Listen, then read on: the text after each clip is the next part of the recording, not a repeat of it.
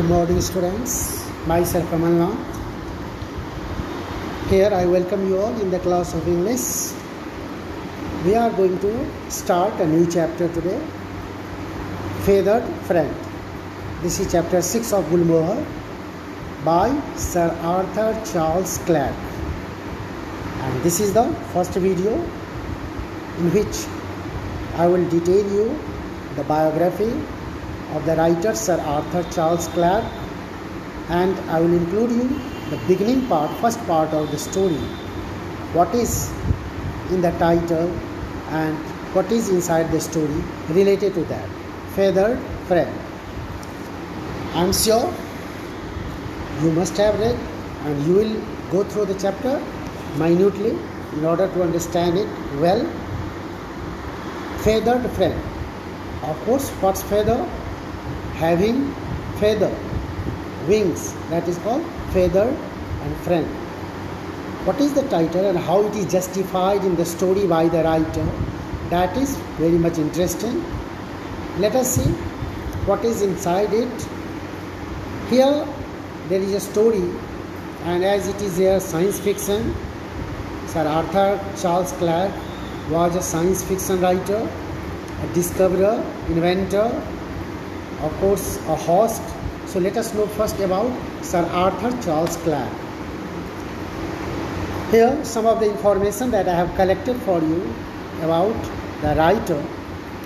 Sir Arthur Charles Clarke was an English science fiction writer, as most of you like that kind of story very well.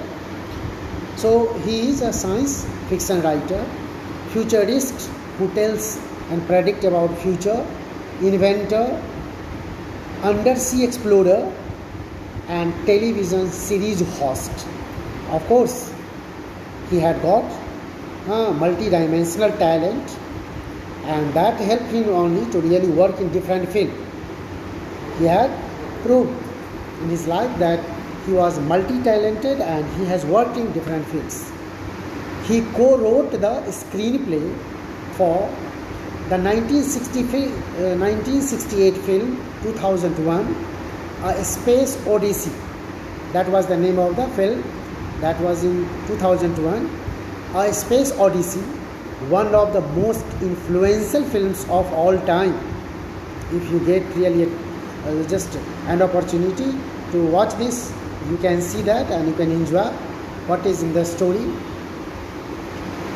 Here, going further about his life, Clarke was born on 16 December 1917, Minehead, United Kingdom.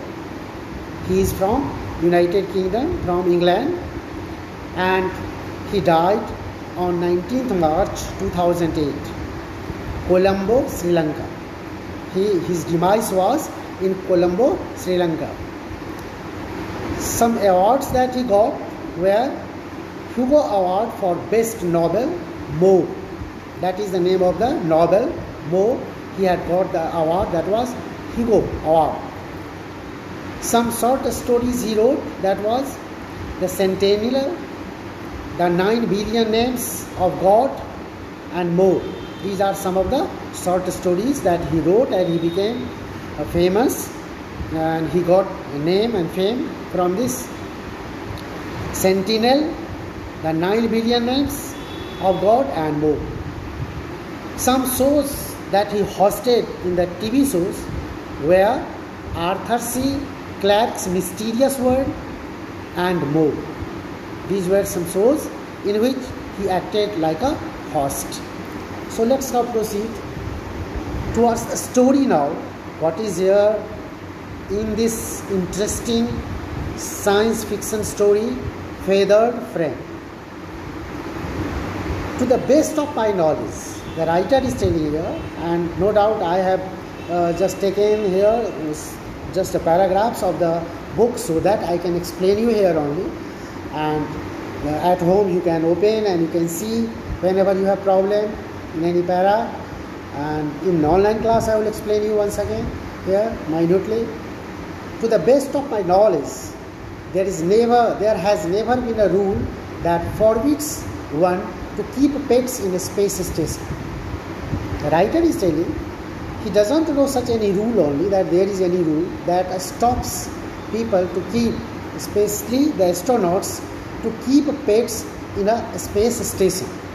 He tells that in his knowledge there is not any such rule that forbids, means that stops, prohibits the space astronauts not to keep the pets in the space station.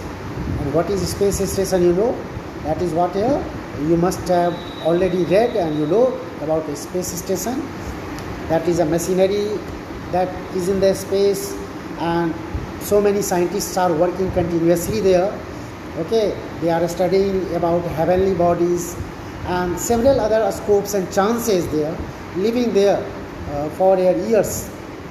No one ever thought it was necessary and even had such a rule existed.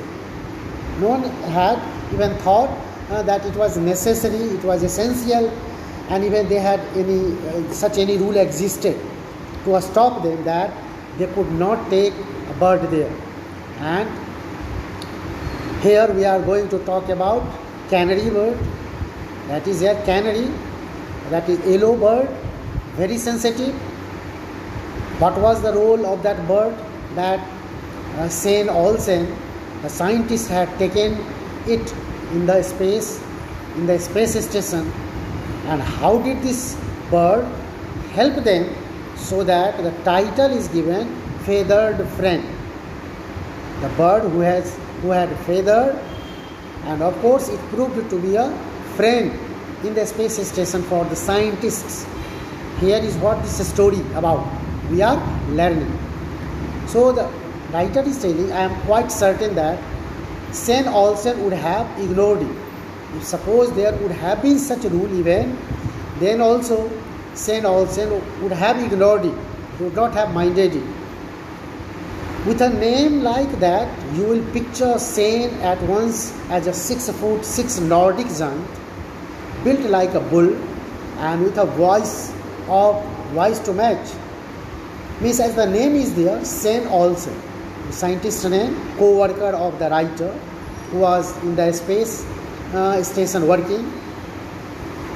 His name was Svein Olsen. As the name is there, the writer is saying, you may imagine by the name that he must be like here 6 Nordic giant, the people, those who are in some European country like Netherlands, Denmark, so tall, well-built people like bull only, and with a voice also like such. Okay, he was not so. Svein Olsen was not so. Had this been so, if he had been such a people of such a personality, his chances to getting job in space would have been very slim, very less. Actually, he was a very little fellow. He was thin and short fellow, like most of the early spacers. Okay, he was also like many spacers, early spacers, who were just like him physically built. Svein was one of our best construction men. The writer is telling, admiring him, that he was one of their best construction men, those who are one who was working in the space station as a construction person. Whatever repairing, whatever really innovation was to be done, any sophisticated here things were to be done, he was very skilled. Svein Olsen. He excelled at the tricky and specialized work of collecting girders as they floated around.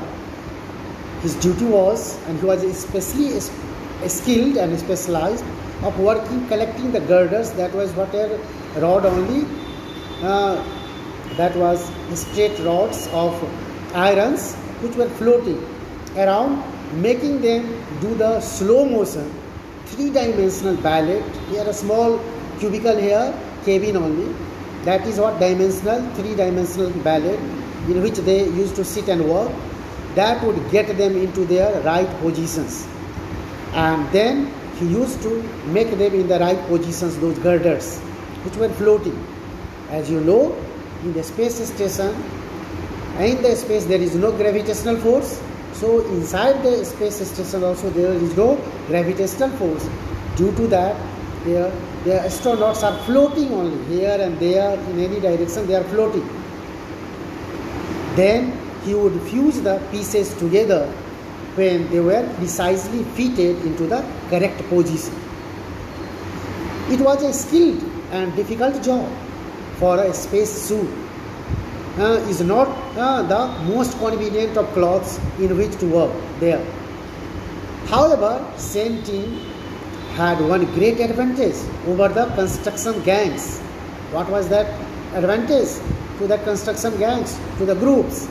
You see, putting up skyscrapers down on earth. He used to keep that skyscrapers there at just here at the earth only. They could step back and admire their work without being abruptly parted from it by gravity. And they could step back also and admire their work, means they conveniently did their work without sudden parted, abruptly parted, sudden parted from it, yeah, being separated, without being separated sudden by the gravity. He could work conveniently there inside that balloon.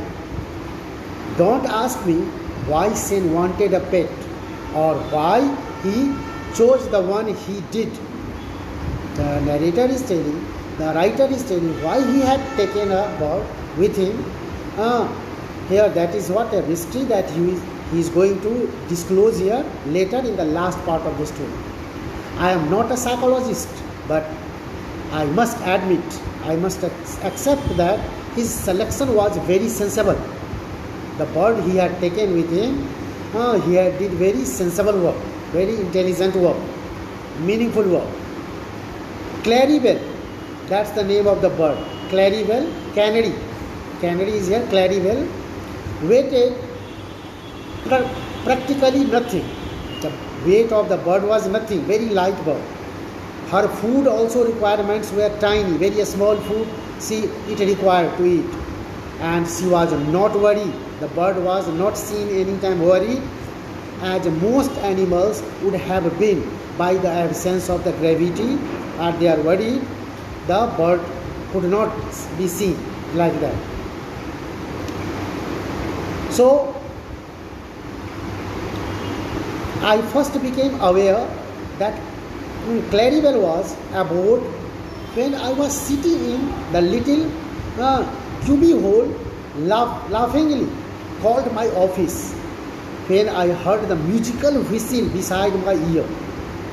The writer, the narrator, heard that musical whistle, and I assumed that it had come over the station intercom.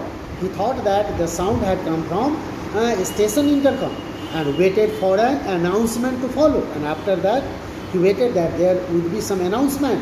After that, the station intercom, there was some announcement done. So he became alert of that. It didn't instead, but no announcement was heard. It didn't. Instead, there was a long and complicated pattern of melody that made me look up with such a start that I forgot all about the board just behind my head. And there was no announcement, but instead of that announcement there was a long and complicated pattern of melodious sound. That sound came to him, that was just board just behind his head, the speaker's head. When the stars had stopped to explode before my eyes, I had my first view of Claribel. And then the speaker was able to see the Claribel.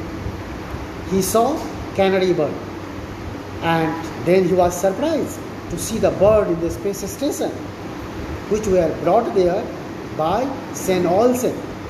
So we will see in the further parts of the story why was the bird and how the bird really helped them, so that the title is kept here, Feathered Friend, in the next part of the story, next part of the video. So thank you, friend. Thank you being with me. Thank you.